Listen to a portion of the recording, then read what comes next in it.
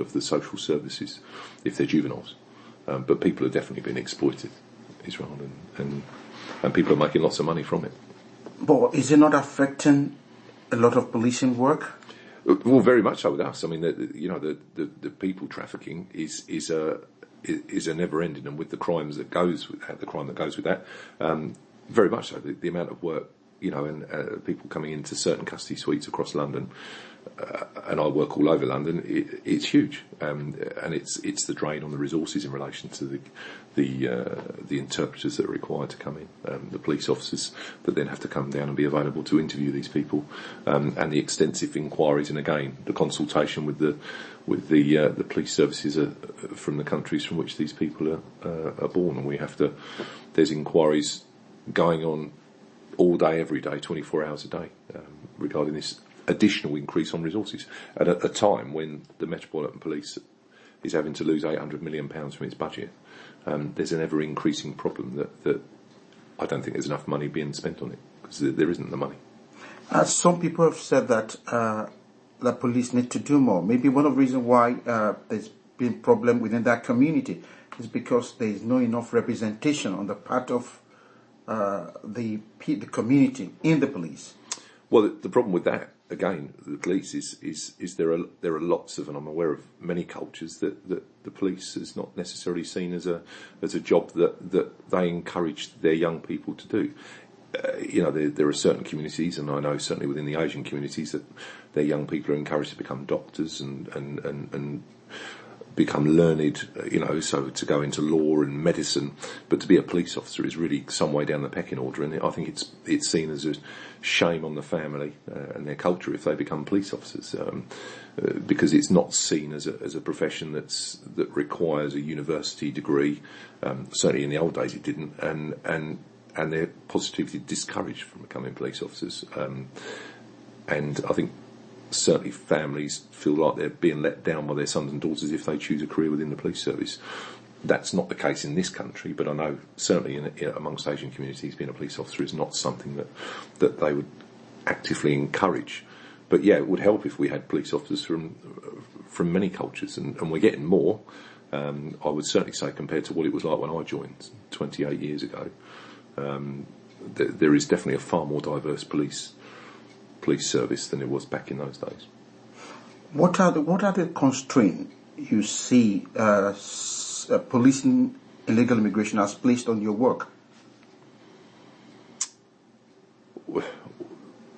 I think we've got a massive problem with lack of numbers, within the police service, and as you know, the amount of work that we have to do regarding people coming into custody. But we're being told all the time we have to lose money, we have to save money, but yet people are expecting more from us, and the public are not being told the whole story. We've got an ever-increasing number of people that are coming in, as you say, foreign nationals, that are coming in, that checks need to be done, and it's more and more work that we need to do as, from my perspective, custody sergeants, people coming into custody.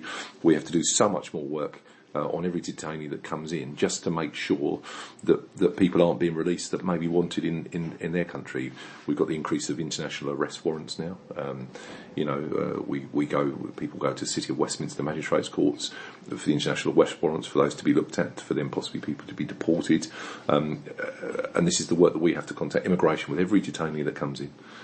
Fingerprints have to go off to immigration, and we have to be 100% satisfied that somebody's not wanted somewhere else in the world. And if they are, and it falls through the net that we're supposed to catch them with, then we get massively criticised if that hasn't been found. But yet we have a conveyor belt of prisoners coming through the doors, and at some point, I think immigration are struggling with the amount of people that they need to deal with all the detainees that we're presenting before them, and we haven't even got a full-time immigration officer here anymore because of the constraints on the immigration service, and we haven't got the Nexus team here at Plumstead's being disbanded because they haven't got enough officers to staff it, or they're not going to fund the officers to staff it, and that's happening across the Met. So it's a big thing with numbers. If we're going to treat it seriously, then more money needs to be spent on it, and the public needs to be told that if we haven't got the money to spend on it, then we're not going to be able to deal with it, because these things cost money. So you're saying there's a need for education on the part of police officers there's a need for understanding of the culture and language. These are some of the things that need to be done to ensure that it meets the diversity in police and immigration.